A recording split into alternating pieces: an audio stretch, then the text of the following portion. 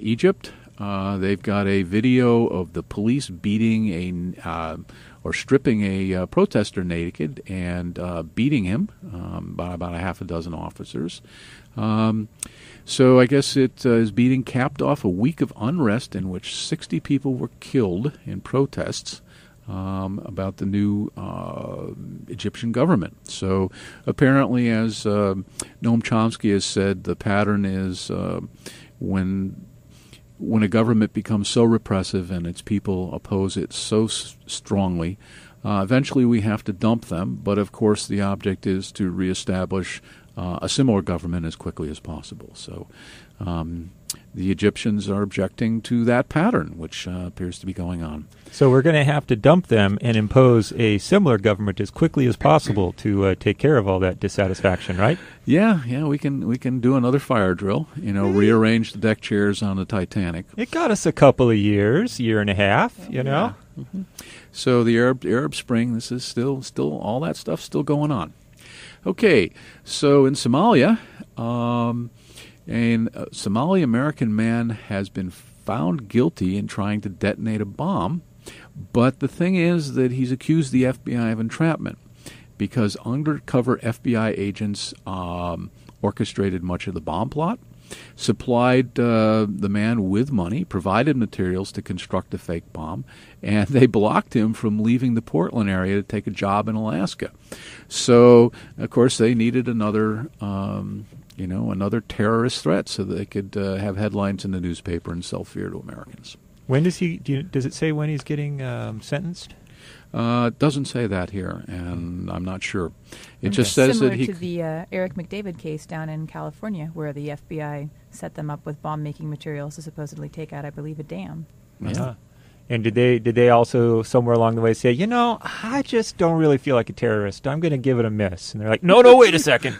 Yeah, you can't leave. You can't leave.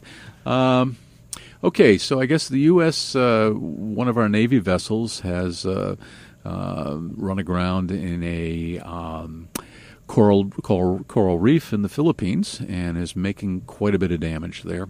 Let's see. The Iranian president is going to make a visit to Egypt. This is the first time that's happened since the 1979 Islamic Revolution.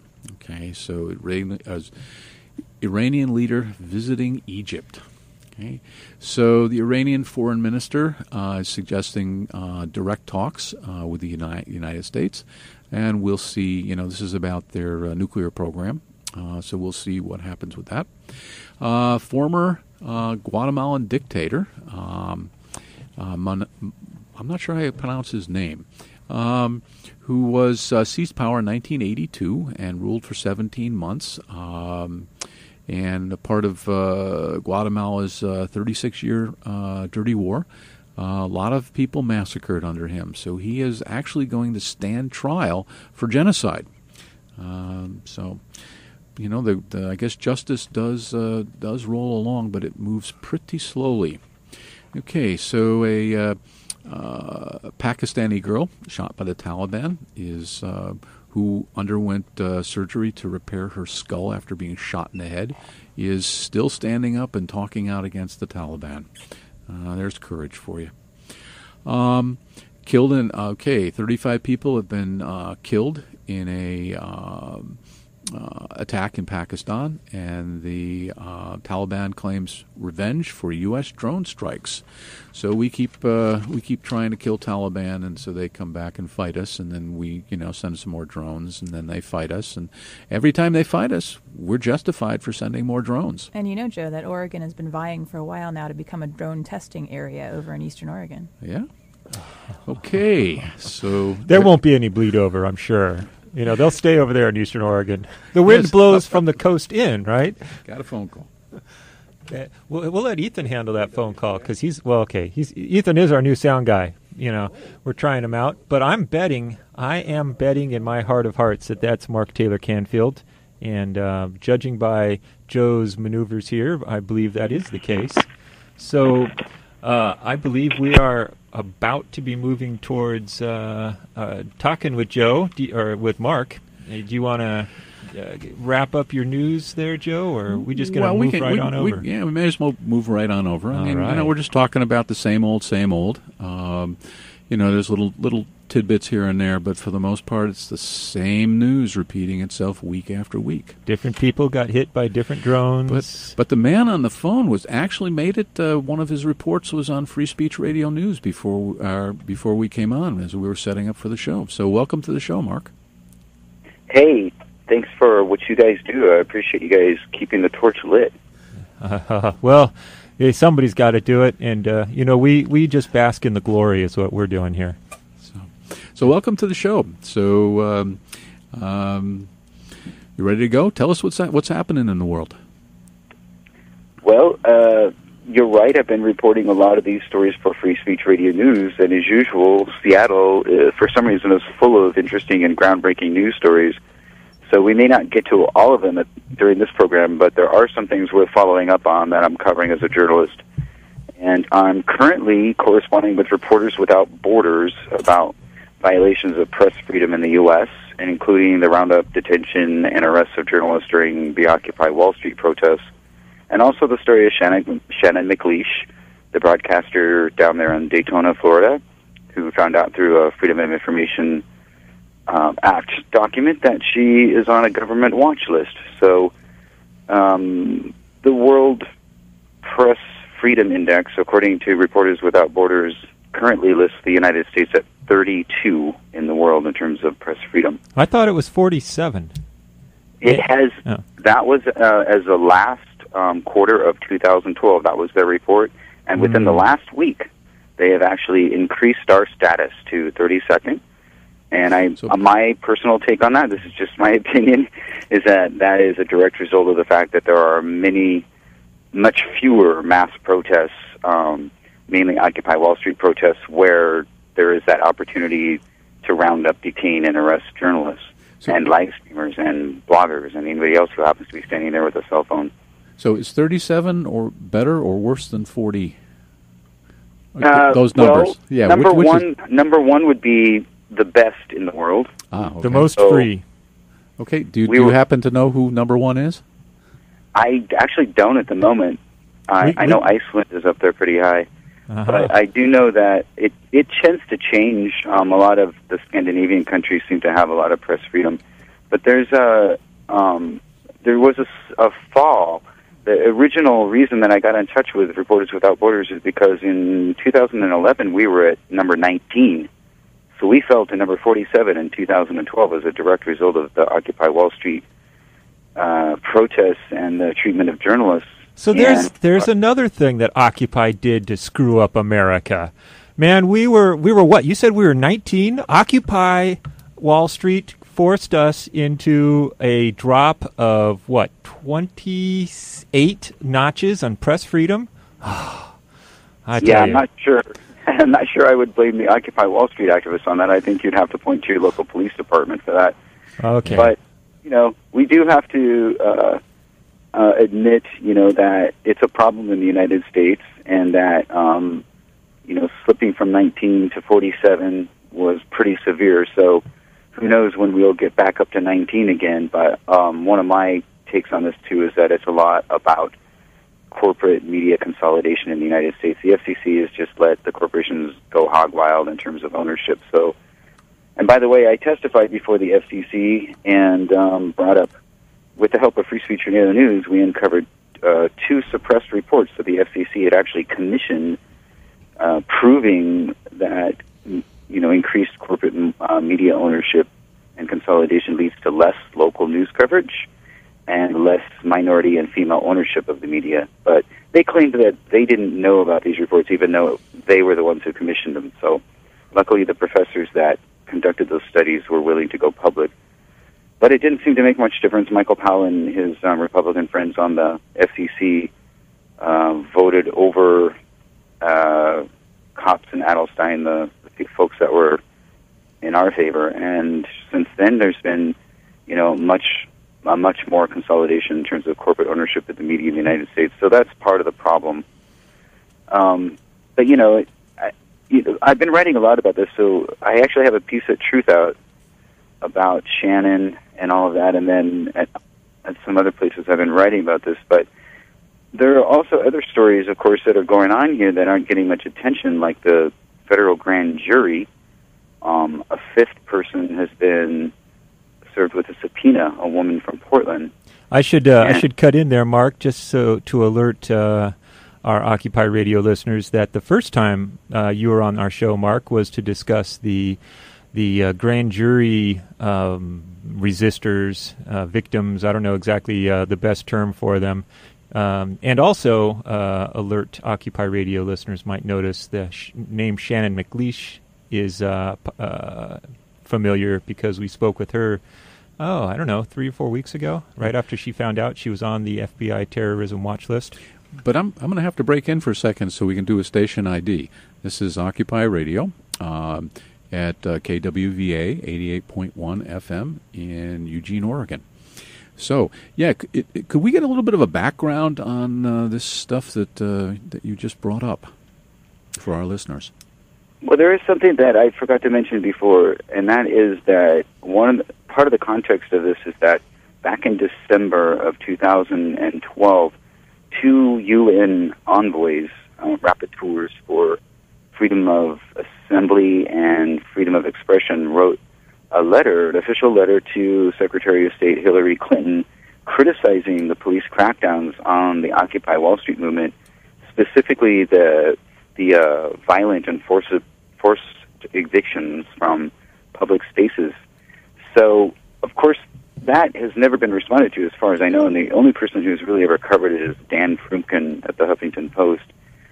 But supposedly that letter, under pressure from Frumkin and Huffington Post, was forwarded to the Department of Justice, but that's sort of a catch-22 because one of the questions the envoys might have is why didn't the Department of Justice stop those kinds of illegal arrests and mass roundups that were happening by police around the country. But in any case, all of this sort of repression and the Freedom of Information Act revelations about government, military, private, corporate, and police, security, infiltration, and surveillance of the Occupy Wall Street movement leads to this other story, which has sort of gone down the memory hole in most national media coverage.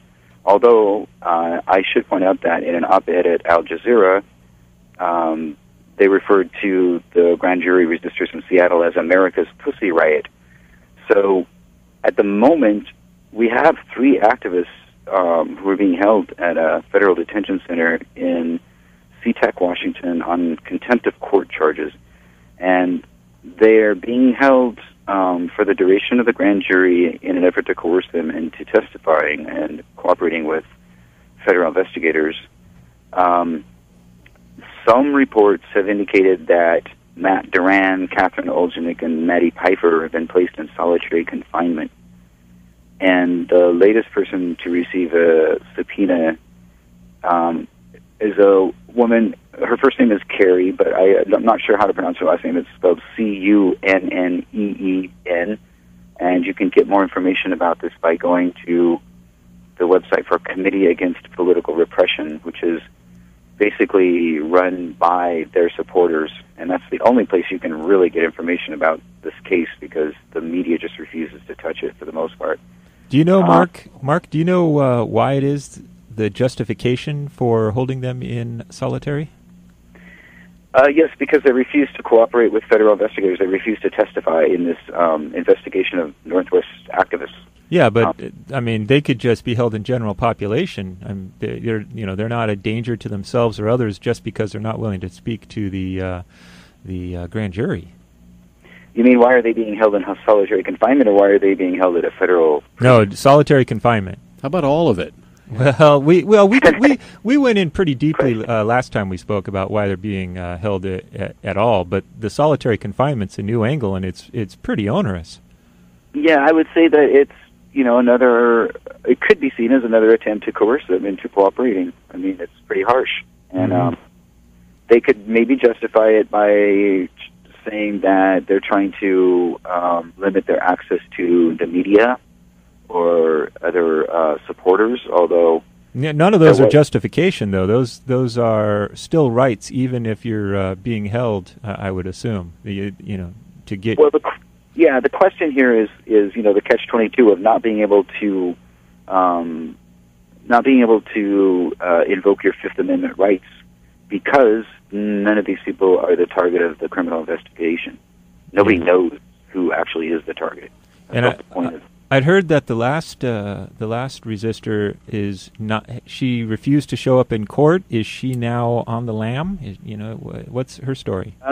Well, actually, she did a radio interview, and as far as I know, she's still free. But she, has just refused to cooperate and show up at all. So she expects to join them, and she says she's totally ready to do that, and she will refuse to testify. Now, I wonder if you get charged with contempt of court for refusing to even show up in court, and then you take off, can they still arrest you after the grand jury has been dismissed? I don't know because I'm not an attorney, but as far as I know, the duration of their confinement can only be for the duration of the grand jury, which the number that's been floating around is 18 months. That's been going around for some reason. But, that's the latest, and, we don't really know. It's just the pattern is that they end up in jail. But as far as I know, the other folks who refused to testify actually went to the grand jury, but they just wouldn't talk. So this, I don't know what they're going to do. This has all been crazy from the beginning when they had the raids on people's homes back in Portland and Seattle in July with FBI, teams and SWAT teams with concussion grenades and all of that. It was just, sort of overzealous at that time anyway. And the grand jury process is confusing to me because, as far as I know, nothing was recovered that led to any criminal charges. So it just makes you wonder, why did they confiscate people's political material and their laptops and cell phones and all that? But I did want to say that I know that we won't be able to get to these other stories, but there's some really interesting stuff going on in terms of an anti-human trafficking campaign that Seattle has initiated, and also the state is considering a GMO labeling law, which is great. And then another piece of legislation that would do away with the death penalty. There's a bill that's been introduced to establish a publicly owned state bank. There is a possibility that the state's legalization of marijuana may be challenged by the federal government. And then there's been this gun buyback program in Seattle that recovered 716 weapons on the first day, including a rocket launcher, without the rocket. And then today, the Seattle Police Department and the Seattle City Council held a public meeting to discuss the use of drones over the city, because the Seattle Police Department basically unveiled their drone program this week. And so that's got a lot of people up in arms. Of course, there's, unarmed drones supposedly, but they just introduced their policy this week. And you can actually go to the City of Seattle website and read their proposal. But then there's a counter kind of measure by the Seattle City Council that's attempting to regulate the use of drones. And part of what was surprising is part of the opening statement of that resolution was that they were challenging the fact that a lot of aviation companies have been trying to hard sell this idea of drones to police departments all across the country. So they say it goes all the way back to that. And they're very suspicious of how that happened. Have you got a thumbnail sketch of the Seattle plan for drones, Mark? What they're saying is that they will only be used in times of emergency, which would include major crime scenes or traffic accidents or disasters. And basically what the ACLU and a lot of Occupy-affiliated folks are saying is that, it's bound to lead to abuse. And so, although I'm hearing that there are as many as 50 cities around the country that are considering this kind of thing, the last meeting that the Seattle Police Department held to discuss this was disrupted by protesters because people just did not like the idea at all. So there's a lot of suspicion, and there's this whole idea of, have we just given up our privacy these days where, all emails can be read and cell phones can be monitored, and, you're basically on camera 24 hours a day out in the community. It's just, it's a new paradigm that we're dealing with, and folks in Seattle are it's a controversial issue, let's put it that way. There are some local businesses who are saying that they think it's a good thing because it will help eliminate crime, supposedly. But the police are saying that they would only use it after the crime or when it's in progress or something anyway. So, or when they think there might be crimes, or if people are just doing things that people who are important don't like.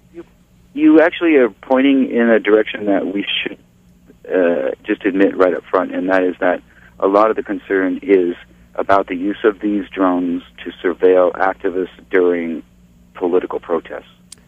The thought had crossed my mind. Yes. And that question, supposedly, oh, no, we would never do that, but then looking at the FOIA documents that, the folks at Truth Out and some other folks helped get released shows that, what they say and what they do is often something entirely different.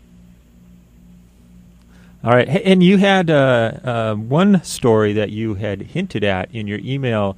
I think it was under the heading Shocking Federal Court Decision. And I'm curious about that, but I don't want to leave the Icelandic story going too long. So maybe if we could go a little past 7:30, if that's okay with my compatriots here in the studio, and let's talk about that one federal court ruling, and then maybe let's do some spend some time focusing on Iceland. Okay?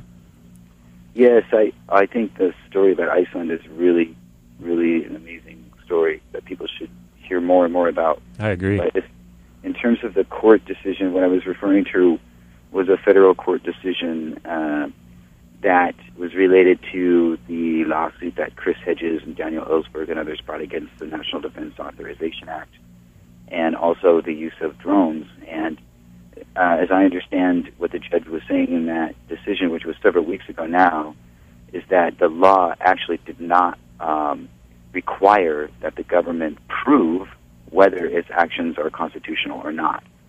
So there's a loophole in the law that she was very upset about. But because of the way the law was written, she was not able to rule against the government, and therefore wrote a sort of dissenting opinion at the same time that she ruled in favor of them, because she felt that she was trapped by the law. So there's a pretty good story about that at Truth Out, and you can find that on the web if you look for federal court decision, NDAA, etc. It has been covered in some alternative media, so there are sources out there. But okay. Sorry for jumping in there again, Mark. I didn't realize that was the NDAA ruling that you were talking about. We actually had Tangerine Bolin on just last week talking about that. So this is the ruling that came down a couple of weeks ago. I guess there's another one due soon. Today. Yes. Yeah. Do you know anything about that one? Because I haven't heard anything yet. No, I've actually been so busy covering these other stories and haven't slept, for 24 hours. So no, I haven't followed that one. But no. I suspect that'll make the news tomorrow. Yes, or later tonight somewhere. Somebody would be tweeting about it, I'm sure. Mm-hmm.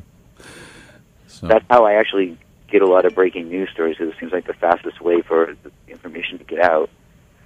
But as far as Hoarder Torfason and the Icelandic Revolution, there is a interview now posted at Internet Archive. It's actually archive.org is the website, and which is a great source for public domain information of all kinds that people are posting there, multimedia of all kinds. It's all publicly funded. And there's also some stuff at YouTube. But what happened was that InterOccupy.net hosted a conference call with Hoarder last year in 2012, actually two of them. And in one of them, I was able to interview him for about an hour about his personal relationship with that peaceful revolution that took place and how exactly did it happen. And it was an amazing story, and he basically, when the Icelandic banks crashed in 2008, and they actually closed the banks and people couldn't even get their money, everyone panicked, and no one knew what to do, so they all went to the Parliament building, where their government was housed, and just basically started occupying and refused to leave. And he was one of the main steadfast occupiers who, rain or shine, was there every day, even on Christmas Day, and just said, I'm not leaving until I get my questions answered. Well, neither the media nor the government were answering any questions, so he started rounding up people and having large mass protest meetings, and then, invited speakers from all over the country to come and talk about what was happening, because nobody was from the authorities were providing any answers. Well, after about 3 or 4 months, the situation wasn't getting any better, and Iceland was facing the typical austerity measures that the rest of the world has been going through lately. But Hoarder decided that he was going to go around and ask people what their demands were. And he came up with 3 that seemed like really good demands, or claims, as he called them. The first was that the government should resign. The second was that the banking commission should resign and that they should be prosecuted, and including the major bankers in the country. And also that there would be a special prosecutor and a commission set up to investigate and prosecute people. And as a bonus out of this whole process, they also got a brand new constitution written by the people through a consensus process. Hey, before we go too much further into that, I got a little clip about Hoarder talking about his technique while he was in the center of this revolution. And how do you feel about having me play that, just to give people a taste? Yeah, okay. That would be great. The way I work, and I have been doing these kind of things before, I always work alone. I have a saying, I use everyone, trust no one. So at every meeting, I asked people to help me. They could call me, and they did, and they approached me on the street or after the meetings. I wrote down their numbers or names and so on, and then I think I had 12 people who I rely on as sources, people I knew very well. One of them had the job to check on every person who approached me. I wanted to know exactly who they were and if they were connected into political groups. And then I had one person to take care of the financial things, a cashier, because I asked people to help financially. And then I had one person who helped me write letters, because I wrote letters to the politicians, because I wanted meetings with them. And I had meetings with all the ministers. And then I had 10 people who are very well connected into Icelandic society. Mostly I had like 4 people very close, but none of them took decisions.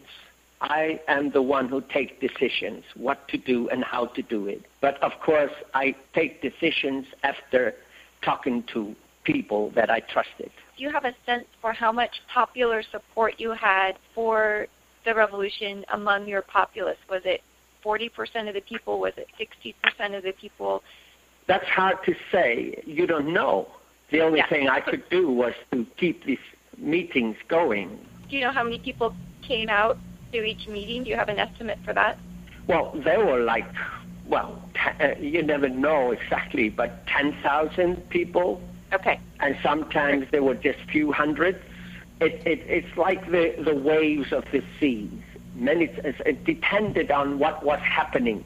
And it also depended on if I got really good speakers.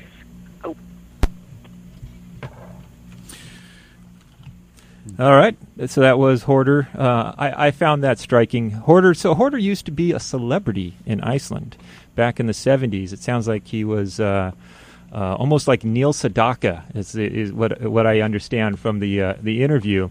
And he admitted he was gay, and then was shunned and driven out of the country. And he came back to shepherd it through a peaceful revolution, which led to changing their financial structure, their government, and their constitution. That's a pretty big deal. Yes, and what's interesting is that after he helped do that, then he just sort of disappeared into the woodwork again. Yeah. And currently he travels around the world, but he's saying that he doesn't really speak out too much in Iceland. He figures like his work is done for now, at least. Yeah, his quote was, "You can't be a prophet in your own country."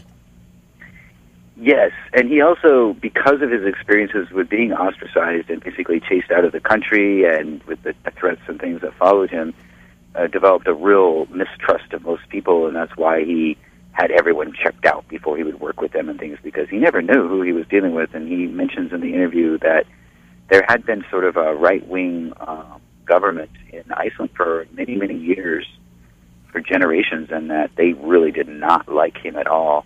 And what he would do is he would just stand outside the parliament, and if he had to, he would stand by himself, but he just refused to leave. And after a while, people began to rally around him because they realized, like he said, that he wasn't going to go away, so they just decided to join him. Mm-hmm. But, I think what he was trying to do is this is just my interpretation from having talked to him, is that he was trying to serve as a link in the chain so that other people could sort of form this new government and this new way of life in Iceland.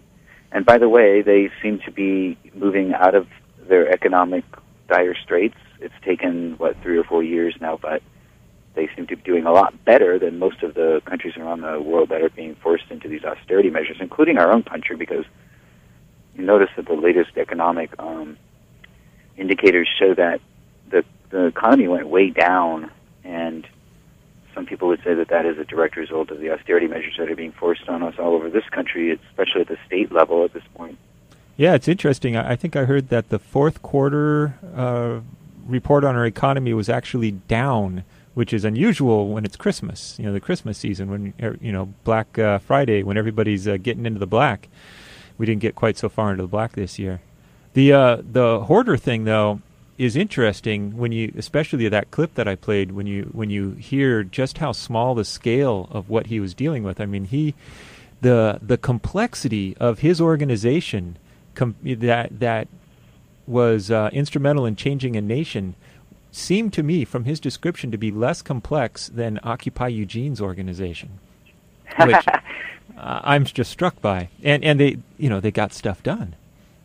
Well, you also have to credit other people. There was a woman from Jolie is her last name, but there was a woman from France who took on the job of sort of the head investigator into the corruption, and she's still working sort of on a non-profit basis for people to hold these banksters accountable and get them. They're already before the courts, and one of them has already been jailed.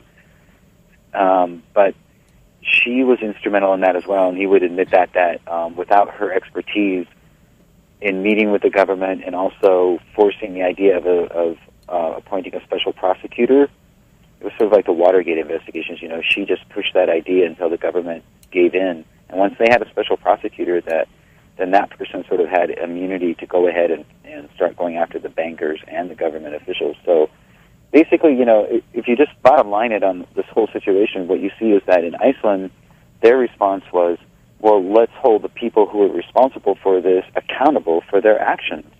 After they were forced into it. I mean, that's the thing you get listening to that Hoarder interview, is that they weren't going to do it. The central bank wasn't going to have anything to do with it, and the people forced their hand, and they did it in 5 months. That's what's so striking. It, from start to finish, this whole thing was 5 months.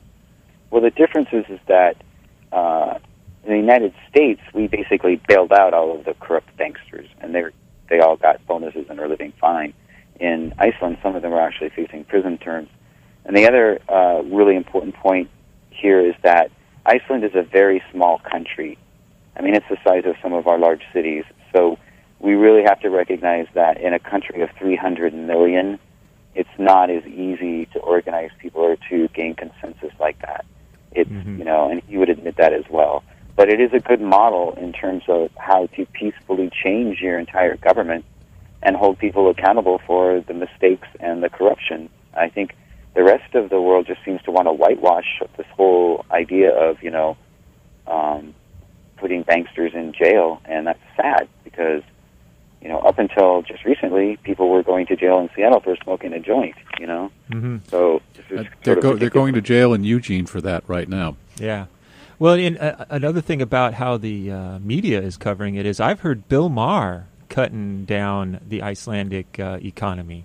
I mean, he's supposed to be Mr. Progressive, and he's putting forward the whole Iceland is a loser country paradigm. But I'm going to break in again just quickly to do another station ID. It's you're listening to KWVA 88.1 in Eugene, Oregon. And hey, Mark, now you've got this interview posted.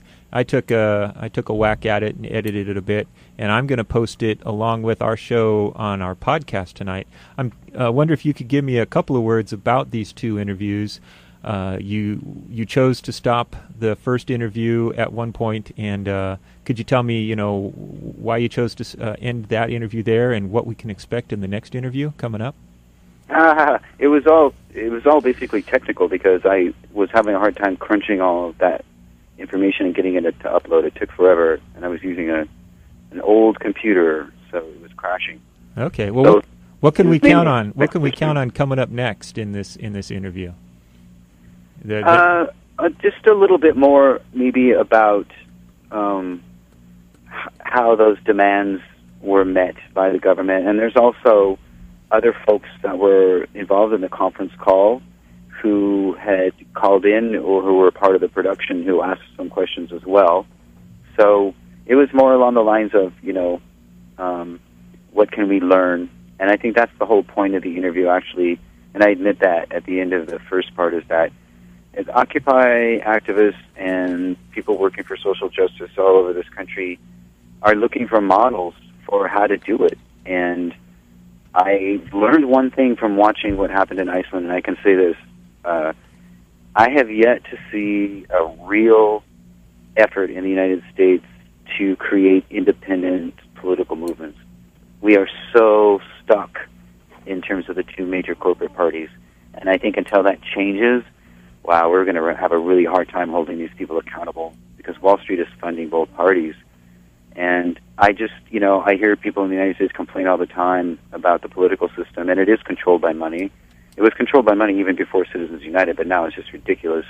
No one from the 99% can afford to run for office during a billion-dollar campaign. But there has to be some kind of grassroots alternative political effort to change things, and it has to, gain numbers and have influence the way that it did in Iceland.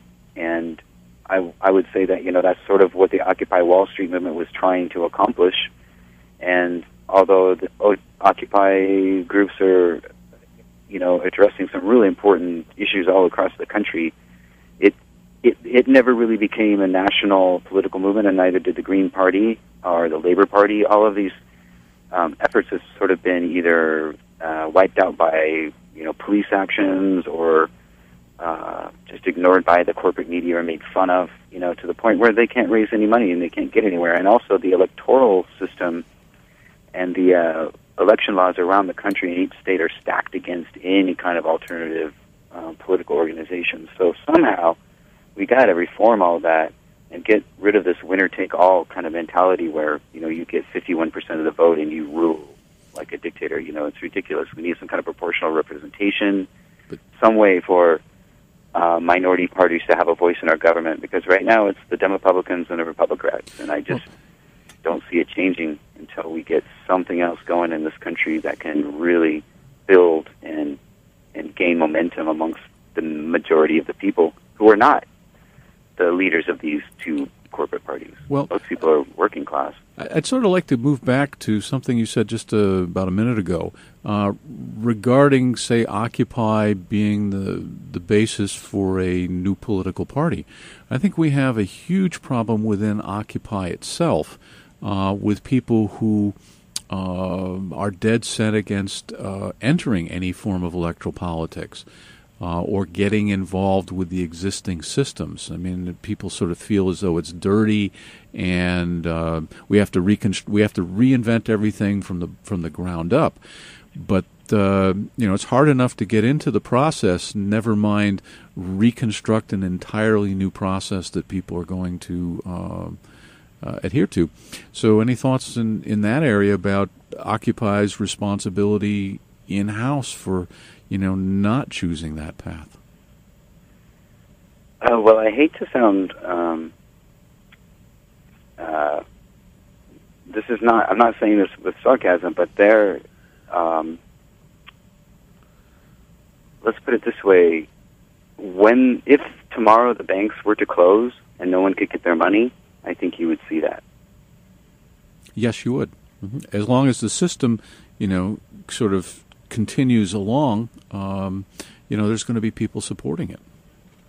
Yeah, and that's what happened in Iceland. People had no choice. They didn't know what to do. As Hoarder explains through the first, half of the interview, nobody knew what the frig was going on. They were all confused. Nobody knew what was happening, and that's the kind of confusion and what would I call it, paradigm shift that makes people start thinking differently and just wanting to take care of their community. And when they figure out that the corporations are not going to do it for them, then maybe they will have to learn. One thing I do like about the Occupy movement, and I did write about this at Truth Out, is I like the fact that last year we were sort of marching in the streets and screaming at our parental authorities demanding change, and this year we're just digging in the community and making that change happen. So I do not dismiss that grassroots fundamental effort, door-to-door, house-to-house, neighborhood-to-neighborhood, community-to-community organizing, because that's what people are doing. And if there had been a major political party, it could have been co-opted, or it could have kind of, caused some kind of a monochromatic, middle-of-the-road sort of agenda, and a lot of these issues like fracking and home foreclosures and student debt and, storm relief, maybe they wouldn't be happening because there would be some, strict agenda from the top. So it would be cool to see it build from the grassroots up, especially as people in New Jersey and New York and places like that start to understand that the Occupy Wall Street movement is actually a group of very altruistic people who want what's best for everyone and want to make this planet a better place to live. I like what you said about going door to door. I think that's incredibly effective. But there are other avenues to sort of enter the corridors of power and sort of get a seat at the table, so you get to express your point of view. I mean, locally in the Eugene, we have a lot of issues with Occupy locally that are oriented more towards the city as the locus for making change. But one of the things that's happening now is the city's got all of its commissions and task forces and the like, and are recruiting people to sit on these committees, the budget committee, the human rights committee, etc. And a lot of it would be an opportunity for people in Occupy to get involved in this process and become, and be able to express the point of view of Occupy, within these, governmental bodies. But the question is, will anybody respond to the call to join these groups? A lot of these seats go wanting. Well, let me tell you, as somebody who tried to push the Occupy Wall Street agenda through the state Democratic Party, I was not very successful, although because of the party leadership, but the Progressive Caucus was, giving us standing ovations every time we mentioned Occupy Wall Street. Mm-hmm. Yeah. So you make a very good point. People do need to engage in their communities. I don't know if they necessarily need to support a particular political candidate, especially if they're sort of cynical about how that process works. But I can tell you that here in Seattle and in Washington State, which is, I admit, sort of a bubble in the rest of the nation, people's referendums, populist initiatives have changed laws and created serious change here. Yep. We now have legal marijuana. We have same-sex marriage. We are looking to get a state-owned public bank, and also to label GMO foods. And that's just the beginning. There are many things that, if people are not, comfortable with the electoral process, which I understand because it's very dirty, but if you find something in your community that needs to change and you can get behind a campaign with other groups, other people on a large scale that want that same change. There's no reason why you can't change the laws in your city, in your community, your state, and hopefully in the nation. We've done it here in Washington State, and I'm sure we'll continue to do it. It's a great place to live in the Northwest because we do have that option at times for the people to speak. Yeah, but I mean, it's all about changing hearts and minds, and you have to get out there and talk to people. And so, there's opportunities, and those opportunities exist all, at all levels throughout the system. But I guess we've got a couple more items to talk about here. It's been, especially the stuff on Iceland, it's been a very interesting discussion. But is that our cue to say goodbye to Mark? Is that what you're saying, Joe? Well, I think that's what we were sort of planning. Yes, indeedy. Yeah. So anything you want to say before we say goodbye, Mark? Well, I want to thank you for allowing us to have this discussion because these are the kind of things that just don't get reported in the corporate media, and it drives me crazy. I'm really frustrated even with the so-called alternative media in the U.S. sometimes, and even talking about some of these topics, not to mention the corporate media, which, in the case of the grand jury or Shannon McLeish, they just ignore it completely. It's really kind of frightening sometimes to think about. And I can only sometimes think that the reason is political because I can't find any other reason. Don't mean to be conspiratorial there, but I can't find any other reason why they don't want to cover these stories. But thank you for getting this information out, and, keep up the good work for sure. All right. Thank you. And it's good to be conspiratorial from time to time because, you're not paranoid if they're actually doing it. And they seem to be doing a whole lot these days. Yeah, really. Yeah. Okay. Right. So we will talk again. All right, you guys. Take care. Solidarity. Okay. Thanks, Mark. Bye-bye. Bye. Okay. Yeah, so Mark is just bad-mouthing the mainstream press. Would you consider yourself to be a representative of the mainstream press, Camilla? I would not, though he was also throwing in some barbs on the alt weeklies too, and so as the alternative press, he was critiquing that as well. But I would definitely admit to being a member of the alternative press. Which is much cooler. So we like to think. Yeah. Well, I'm with you on that. But as a matter of fact, I was just noting that we did cover the grand jury resistors, and with a group like the CLDC here in town and Lauren Regan, it would be pretty bad to ignore some of those types of cases, since Eugene itself has had a history of people going to jail during grand jury resisting as well. Are you guys still on top of that story? It's been a little bit since we've done anything on the grand jury one, so I'll have to go back and check in on that since there's Portland cases. Yeah. Well, it has dipped down below the radar just a little bit. Well, okay, it never dipped above the radar, to tell you the truth, but it's dipped even further below the radar since.